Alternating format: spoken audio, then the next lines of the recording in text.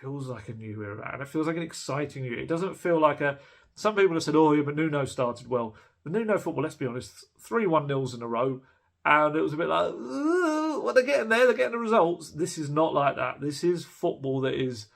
It's everything that we want to see in a football match. It's let's be honest, Spurs and probably Brighton are the teams that everyone's watching right now because of the way they're playing football. Man City will always play good football in it, but Brighton and Spurs are playing this like swashbuckling style, and they are the teams to keep an eye on right now. And it's no coincidence that I think more and more games are getting picked up for TV coverage for Spurs in the months ahead, because really people have realised what Postecoglou is doing. Like, I mean, I saw Gary Lineker at the training ground on Friday ahead of the press conference. I think he was doing an interview with Postecoglou, and I think he was blown away by him as well. And it's just it's contagious. It's very exciting. It is. And like I say, the fans were brilliant. The fans were absolutely brilliant and played their part. And, I mean, just going back, I was looking back. I kind of forgot this as well.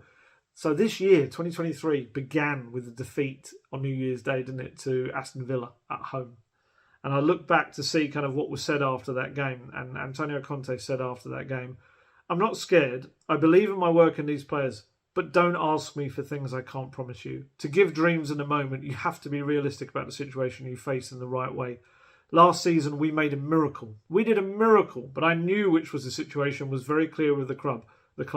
And then I recall very well, people talked about Tottenham as title contenders this season, but this was a bit crazy to read this. And then earlier in the season, even when Spurs had a really good start under Conte last season, they were 14 points under their belt from 6 matches. And he said that while it's important to have great enthusiasm and be excited for the team, he also said you can't think like that, because if in only 10 months someone thinks we're at the same level as other top teams, I don't think this is realistic. If I want to tell you a lie, I can tell you a lie. So even when Spurs were getting results, and I understand what Conte was trying to do, but even when they were kind of doing well and winning games, the fans were being told to calm down and essentially know your place by their own manager. And again, I know where he was coming from and I know what the intention was for it, but it just knocked down the fan base time and time again. And I'm not saying that it was a major contributing factor to the kind of, like I was saying earlier, the kind of toxic nature that some of the games became. But if you're always being told you're rubbish, you're going to start to believe it.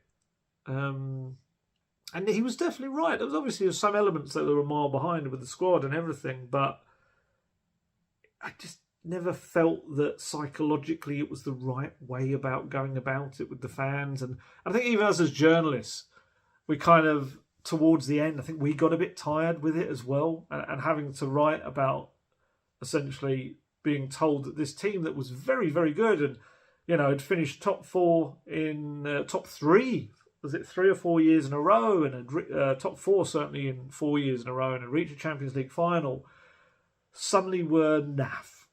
And weren't. It wasn't possible to do those sort of things again, and it just felt, yeah, it was deflating, I guess is the best way to say it. And I just kind of, I must admit, I love the fact that Postecoglou is, no, I'm not doing that. I'm not doing that. I'm not feeding into that narrative. The fan base has just been so frustrated for so long. Why would you continue to knock them down and say, no, you're going to have to wait. It's going to be a while for you. Just wait there in the corner. Wait, we'll give you something when we're ready.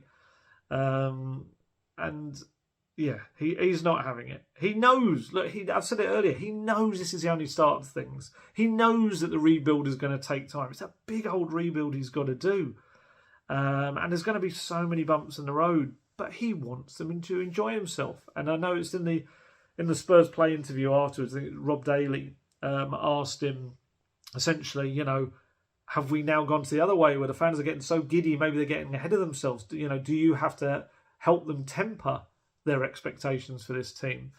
And he went, no. Let them go and enjoy it. My role is not to burst people's bubbles. Let them get excited. Let them get ahead of themselves. That's the beauty of being a supporter. They go through enough pain, mate. You want to let them enjoy it. If they think we're going to be world beaters, then great. That's up to us to match that expectation. Our supporters deserve to have some happiness and enjoy it any way they want to. Oh, praise the Lord. That is exactly, you know, I know Conte is an incredibly experienced, successful manager, and Jose Mourinho before him as well, and Nuno in the middle. But I'm sorry, that's spot on. If the fans want to get excited and carried away, as long as it's not harming what the club are doing and it puts them in this really positive frame of mind, crack on. Crack on. I love that comment about it's up to us to match that expectation. Spot on, is it? I love that. Postecoglou just wants everyone to have a smile on his face because that's how he enjoys the game. It is, you know, that's what he got into football for. You know, we've spoken about his dad and the kind of football he wanted to see and how he just wanted to enjoy football, whether he's managing it, playing it, or being a supporter. And that's what he wants his players to feel, and that comes across on the pitch, and how they're all loving what they're doing right now. And I think he knows, because of experience as well in his career, that his brand of football can bring success without having to sacrifice so much of the enjoyable part of the game. And that's maybe what's been fed to us, I guess, in recent years, that no, you know, the reason that football is really dull and uninspiring is because we've got to get tougher, we've got to get harder to beat, we've got to do this and that and that. And Postecoglou is coming with a very different message. He's coming with, yeah, we can be hard to beat, but why do we have to sacrifice everything that's going on at the other end of the pitch as well? And look, there were good moments under Conte. There were some great games. There was some fantastic kind of goal-scoring matches, and they scored a fair few goals as well under Conte. But there was just always this undercurrent of the many matches it wore on were becoming quite dull and predictable, and that's just absolutely antithesis of what Postecoglou wants. I mean, it reminded me of, I think someone reminded me actually, to be fair, of Nuno in a press conference 2 years ago in his second month when the football was like, it was not good. And I asked him a real kind of open goal question for him. I was trying to help him. I even told the press officer afterwards that I was trying to help him. I pretty much said, you know, because he was talking about the dull nature of the football. I can't remember what he was saying about it and how it was difficult and things like that. And I said, but obviously, I'm sure you can tell the fans that, you know, once you stamp your mark on this team, the football is going to get better. It's going to be good football. And he said something along the lines of, no, I cannot say that. I cannot promise that.